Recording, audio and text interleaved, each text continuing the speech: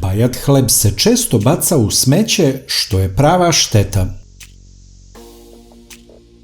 Koristeći ovaj jednostavan recept možete pripremiti ukusne domaće mrvice od hleba u italijanskom stilu.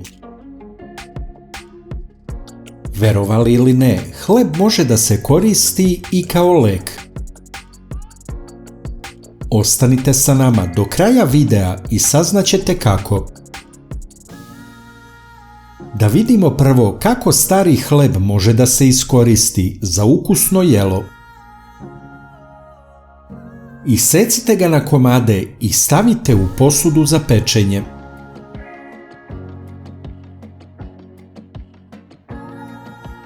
Ubacite u rernu na nisku temperaturu da se suši.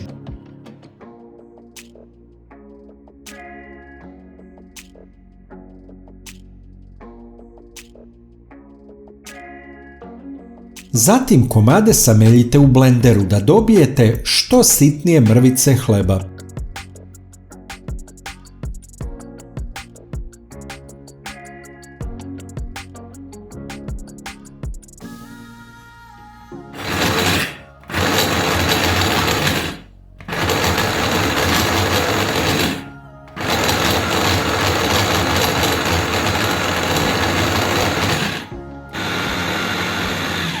Ove mrvice opet stavite u posudu za pečenje.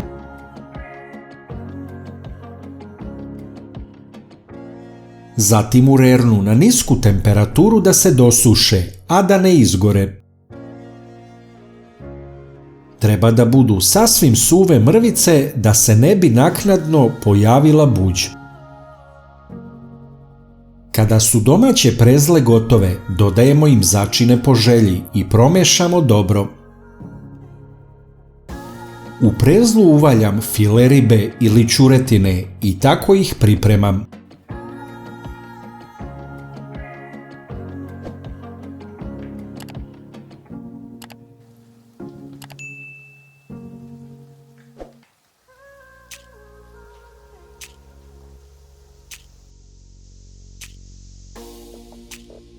Koliko puta vam se desilo da ostane hleb od juče ili da stoji više dana i na kraju ga bacite u smeće? Kada sam bio dete, majka je uvijek govorila da ne treba bacati hranu, posebno jer deca u Africi gladuju. Stari hleb se stvarno može pametno upotrebiti. Ako je tvrd, to nije smetnja, bitno je samo da nema buđi. Ni Englezi ne bacaju stari hleb. Oni prave puding od starog hleba. Ali u regionu gdje ja živim popularan je jedan drugi recept od starog hleba. Evo kako se pravi. U jednu posudu sipajte mleko, u drugu jaja.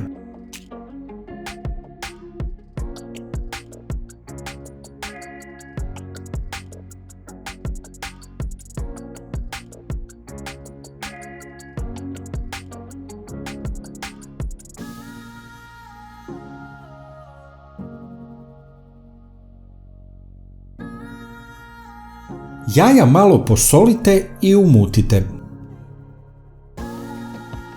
Hleb se umače pravo u mleko sa jedne strane pa sa druge strane.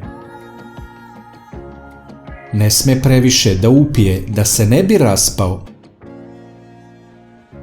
Zatim idu jaja.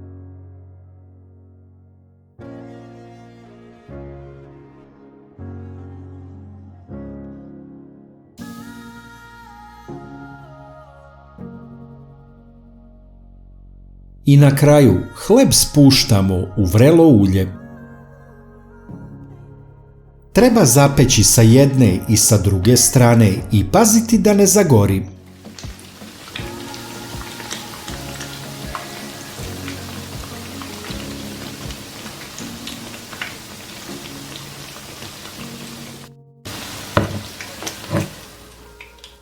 Koliko je potrebno da hleb upije mleka i jaja i koliko dugo se prži?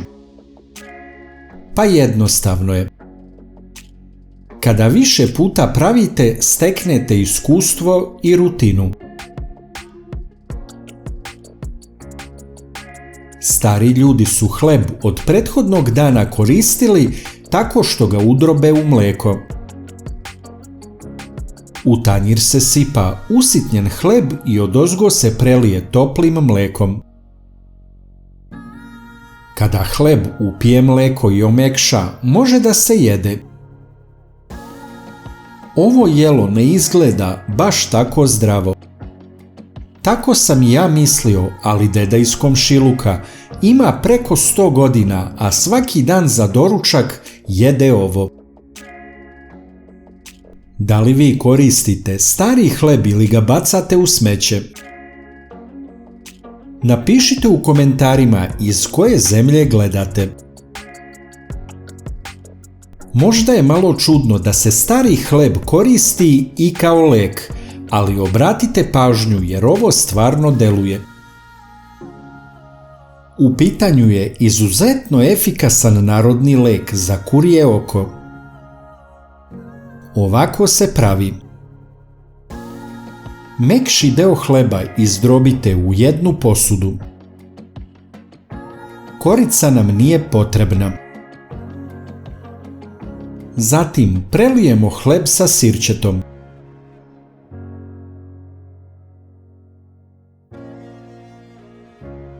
Treba će nam nekoliko kašika sirćeta.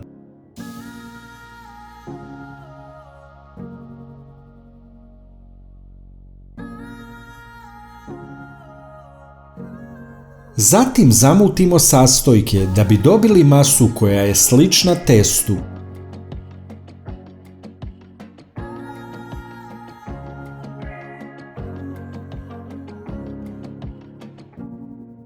Ova masa se stavlja na gazu. Potom se zalepi na kožu gdje je kurje oko. Obično je to na tabanu. Da bi fiksirali oblogu, umotat ćemo je sa prijanjajućom providnom folijom. Ponavljajte ovaj postupak svakodnevno dok kurje oko ne prođe. Ovaj tretman je uspešan u visokom procentu slučajeva.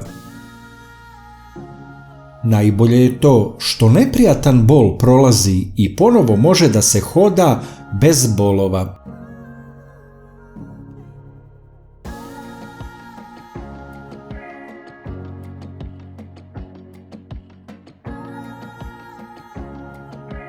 Najlakši način da podržite naš rad je da lajkujete video. Kliknete na dugme prati, zatim na zvonce i na kraju potvrdite zvonce. Ovo za nas znači mnogo. Hvala vam na podršci.